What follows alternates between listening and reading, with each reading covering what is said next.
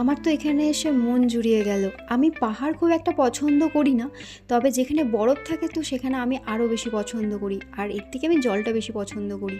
কিন্তু এখানে এসে এত শান্তি লাগছিল যে আমার এখান থেকে যেতেই ইচ্ছা করছিল। 0 পয়েন্ট যখন ঢুকি তখন একটু শ্বাসকষ্ট হচ্ছিলো, কিন্তু আমরা তো অক্সিজেন নিয়ে গেছিলাম, আর ওখান থেকে অক্সিজেন ক্যান তোমাদেরকে নিতেই হবে।